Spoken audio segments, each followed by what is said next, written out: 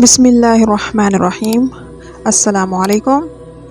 آج ہم حضرت صالح علیہ السلام کے حوالے سے بات کریں گے۔ حضرت صالح علیہ السلام نے لوگوں کو کس طرح دین کی تبلیغ دی اور لوگوں نے کس طرح ان کی قوم نے اس کو تنگ کیا۔ ویڈیو شروع کرنے سے پہلے ہماری آپ سے گزارش ہے، ہماری ویڈیو اچھی لگے تو اس کو لائک کریں، چینل کو سبسکرائب کریں، آپ کی مہربانی ہوگی۔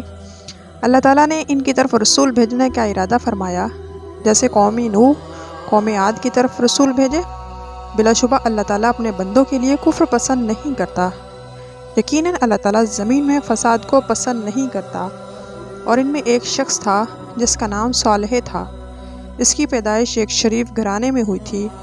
اس نے عقل و دانش اور نیکی میں پرورش پائی۔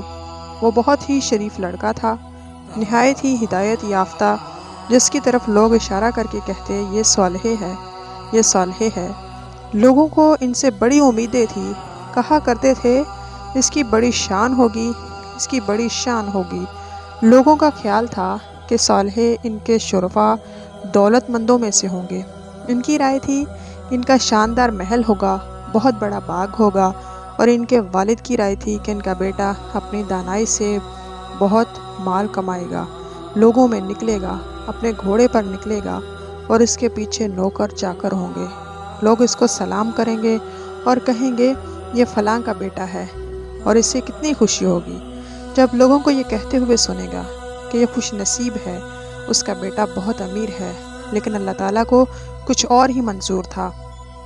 اللہ تعالیٰ نے انہیں نبوت سے سرفراز کرنا چاہا اور ارادہ کیا کہ انہیں اس کی قوم کی طرف رسول بنا کر بھیجیں، تاکہ ان کو اندھیروں سے روشنی کی طرف نکال لیں۔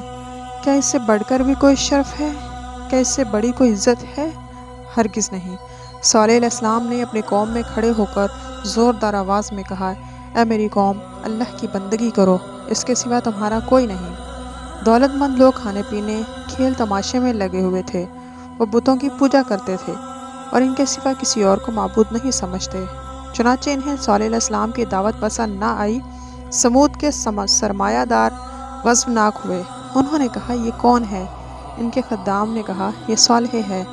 وہ بولے یہ کیا کہتا ہے؟ انہوں نے جواب دیا یہ کہتا ہے اللہ کی بندگی کرو، اس کے سوا کوئی معبود نہیں، اور کہتا ہے اللہ تعالیٰ تمہیں مرنے کے بعد اٹھائے گا اور تمہیں اعمال کا بدلہ دے گا، اور کہتا ہے میں اللہ کا رسول ہوں، اس نے مجھے اپنی قوم کی طرف بھیجا ہے۔ سرمایہ دار ہنس پڑے اور کہا بیچارہ، کیا یہ رسول بنے گا؟ نہ اس کے پاس محل ہے، نہ باغ ہے، نہ کھیتی ہے، نہ کھجوروں کے درخت ہیں، پھر یہ کیسے رسول ہو سکتا ہے؟ دولت مندوں نے جب دیکھا کہ کچھ لوگ صالح علیہ السلام کی طرف مائل ہو رہے ہیں تو انہوں نے اپنی سرداری خطرے میں نظر آنے لگی، تو کہنے لگے یہ صالح تمہاری طرح کا آدمی ہے، کھاتا ہے جس کے قسم کا تم کھاتے ہو، پیتا ہے جیسا تم پیتے ہو۔ تم نے اپنے جیسے آدمی کی اطاعت شروع کر دی تو یقیناً تم نقصان اٹھاؤ گے۔ کہ تم سے وعدہ کرتا ہے کہ جب تم گئے اور مٹی ہو گئے، ہڈیاں بن گئے تو تم نکالے جاؤ گے۔ کہاں ہو سکتا ہے؟ کیسے ہو سکتا ہے؟